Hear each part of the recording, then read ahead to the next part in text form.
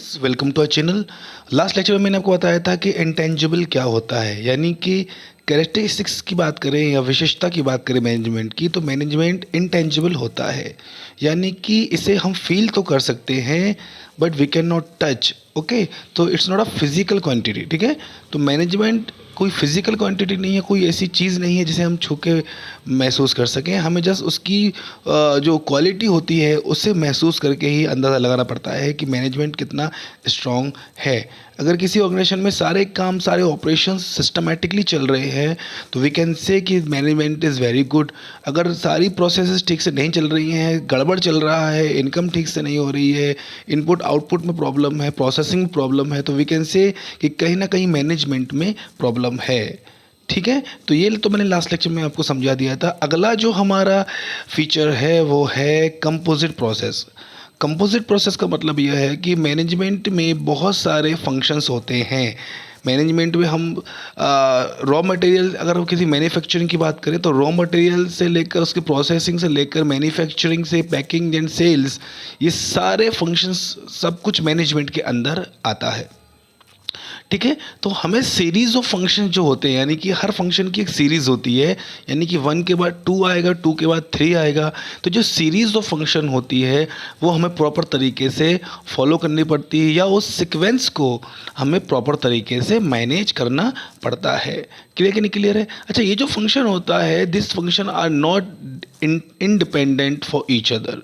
जितने फंक्शंस होते हैं ये सारे एक दूसरे पे डिपेंड करते हैं, ना कि इंडिपेंडेंट होते हैं। ठीक है, पैकिंग वाला जो डिपार्टमेंट है वो किस पे डिपेंड करेगा? फाइनल गुड्स पे।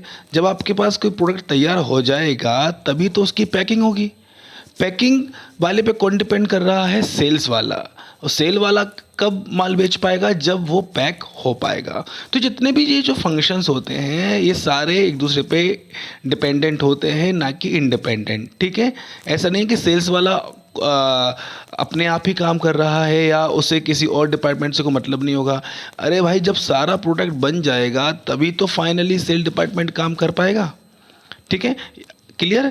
तो जितने भी फंक्शंस होते हैं इंडिपेंडेंट नहीं होते, ये एक दूसरे पे डिपेंडेंट होते हैं, और सभी फंक्शंस का सीक्वेंस हमें बहुत ही सिस्टमैटिकली फॉलो करना पड़ता है। क्लियर है?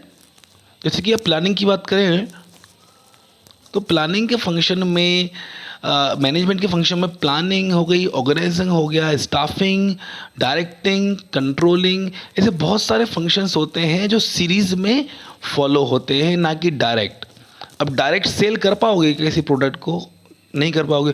जब तक आप उसको रॉ मटेरियल देकर उसे मैन्युफैक्चरिंग करके बनाओगे नहीं, तब तक वो सेल नहीं होगा। यानी कि आप डायरेक्ट किसी भी फंक्शन को परफॉर्म नहीं कर सकते, आपको उसे सीरीज़ में ही परफॉर्म करना पड़ेगा। क्लियर? तो ये इसका मतलब है composite process. Okay, is a series of function. Done. अगला हमारे पास है management is a effectiveness and efficiency, यानी कि इफ़ेक्टिवनेस और इफ़िशेंसी के बीच में हमें एक संतुलन बनाना पड़ता है मैनेजमेंट में। सबसे पहले आप समझिए कि इफ़ेक्टिवनेस क्या होती है। Effectiveness means achieving target and objective on time.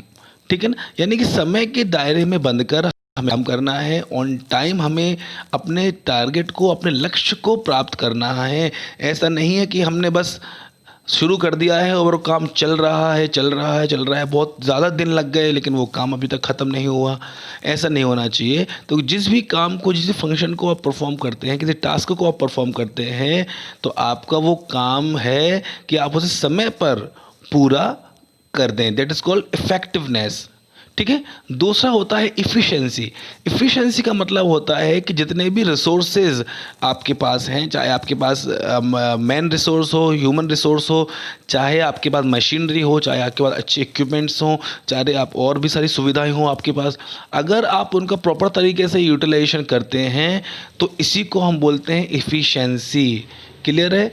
अगर आपके पास मशीनरी है पर आपको चलाते ठीक से नहीं आ रहा है, उसको ऑपरेट करते आपको ठीक से नहीं आ रहा है, तो हम कह सकते हैं कि आप इफ़िशेंटली काम नहीं कर रहे हो, यानी कि आप रिसोर्सेज का यूटिलाइजेशन ठीक से नहीं कर रहे हो। ठीक है, तो हमें दोनों काम ही संतुलन बना के रखना है मैनेजमेंट में, यानी कि हमें जितने भी रिसोर्सेज हमारे पास हैं हम चाहते हैं उनका प्रॉपर अच्छे से इस्तेमाल करें। ठीक है। दूसरी बात, हम उस टारगेट को समय पर पूरा कर दें। तो दो काम हो गए, समय पर पूरा भी करना है और हमें अपने रिसोर्सेज को भी यूटिलाइज करना है। That is called balancing of efficiency and effectiveness. ठीक है। तो इन दोनों को बैलेंस करके चलना है, तो ही हमें किसी काम में सक्सेस मिलेगी। ओके।